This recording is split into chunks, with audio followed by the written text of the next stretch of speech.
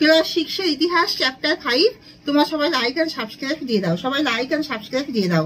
Class 6 ইতিহাস chapter 5। শাসকদের নামে কোন কোন কোন এলাকা পরিচিত হতো? শাসকদের নামে জনপদগুলি পরিচিত হতো। শেষ পর্যন্ত কোন মহাজনপদটি শক্তিশালী হয়ে ওঠে? মগধ মহাজনপদটি শক্তিশালী হয়ে ওঠে। মগধ মহাজনপদে কোন কোন রাজবংশ রাজত্ব করেছিল? হর্যঙ্ক, শিশুনাগ, নন্দ, মৌর্য রাজবংশ। কার আমলে তৃতীয় বৌদ্ধ সঙ্গীতে অনুষ্ঠিত হয়? মৌর্য সম্রাট অশোকের আমলে। ত্রিপিটক কোন ভাষায় রচিত? ত্রিপিটক পালি ভাষায় রচিত। মহাজন কাদের বলা হয়? বৌদ্ধ ধর্মে যারা মূর্তি পুজো করতেন তাদের মহাজন বলা হয়। তপস্যা করার পর মহাবীর কি নামে পরিচিত হন?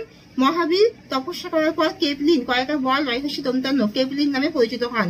জৈন সম্প্রদায় দুটি কি কি ভাগ? শ্বেতাম্বর আর দিগম্বর। দুটি বৌদ্ধ সম্প্রদায় কি কি?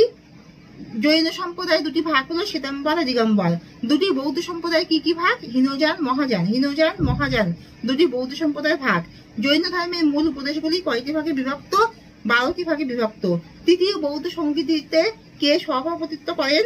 মোগলী পুত্র তিস্য। মোগলী ময়কা গোয়া রয়হস্যি মোগলী পয়সী তয়তয় পুত্র তিস্য তয়সী দন্তস্য জয়ফলা।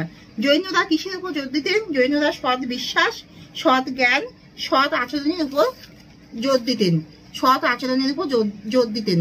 গৌতম বুদ্ধ কোথায় মারা যান? কুশীনগরে। কুশীনগরে কয়বর্ষ তয়বর্ষে গোষ্ঠী কুশীনগরে। মহাজন পদগুলি গড়ে উঠেছিল কত শতকে? খ্রিস্টপূর্ব 6ষ্ঠ শতকে। গৌতম বুদ্ধ জন্মেছিলেন কোথায়? শাক্য বংশে। পার্শ্বনাথ ছিলেন জৈন তীর্থঙ্কর। জৈন তীর্থঙ্কর ছিলেন পার্শ্বনাথ।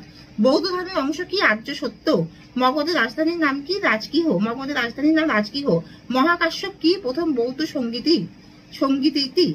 প্রথম বৌদ্ধ সঙ্গীতি মহাকাশ্যপ। দ্বাদশ অঙ্গ হলো জৈন ধর্ম। হীনযান মহাযান কি? বৌদ্ধ ধর্ম।